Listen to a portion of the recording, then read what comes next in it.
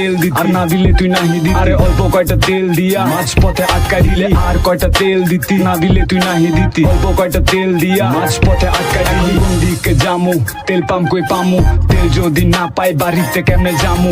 এই দিক না ওই দিক ভাই, পাম্প আছে কোন দিক, আর একটু সামনে গেলে পাম্প পাবেন ডান দিক। মার ধাক্কা জোরে ধাক্কা, ঘুরে না কেন গাড়ির চাক্কা না ঘুরিলে কেমনে পামু পাম্পের দেখা। ওই দেখেন সামনের দিকে কত বড় সিরিয়াল, মশারি আর কয়েল জ্বালায় ঘুমাইতেছে পোলা দাদা। পাম্পের কি অবস্থা ভাই, তেল আসেনি, মাথামুতি নষ্ট আছে, চেহারাটা দেখছস নি। 3 দিন হয় পাম্পের সামনে আছি এমনে খারাইয়া, তেলের আশাতে জীবন যাইতাছে বাড়াইয়া। না আইতে পাম্পের সামনে চাইতাছস তুই গরম ভাত, তেল আইতে লাগবো আরো 2 দিন 2 রাত। আমি যামু শ্বশুর বাড়িতে, গরুর মাংস হাড়িতে, আমার লাইগা রান্না বান্না কইরা রাখছে খাওয়াই। আমি বাইক লইয়া যাত্রা শুরু করলাম শ্বশুর বাড়িতে, মাঝ পথে গিয়া দেখি তেল নাই গাড়িতে। তাই গাড়ি ঠেলতে ঠেলতে আইলাম পাম্পে তেল নিতে, তাই গাড়ি ঠেলতে ঠেলতে আইলাম পাম্পে তেল নিতে। হায় রে হায় সোনার বাংলা, আগে তেলের পাম্প সামলা।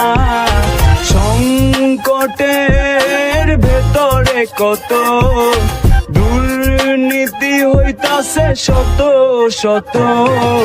হায় রে হায় সোনার বাংলা, আগে তেলের পাম্প সামলা। সংকটের ভেতরে কত দুর্নীতি হইতাছে শত শত। সংসদের ভেতরে চলে হাসি ঠাট্টা তামাশা, দেশে যে তেলের সংকট নাই কারো মাথা ব্যথা। কেউ দেখি ঘুমায় আবার কেউ দেখি ঝিমায়, কথা কইতে গিয়া কেউ কেউ বারে বারে আটকায়। স্পিকারে ডাকে ভাই ফাইজলে মিরার জায়গা নাই, 24 জুলাই সনদ 71-এর খবর নাই। আমরা সাধারণ মানুষ কার কাছে যাব ভাই, দেশের যে ভাবভঙ্গি বাইচা থাকার উপায় নাই। তেলের সংকটে অফিস হইতাছে বন্ধ, মন্ত্রী গো চোখ নাই না চোখ থাকিতে অন্ধ।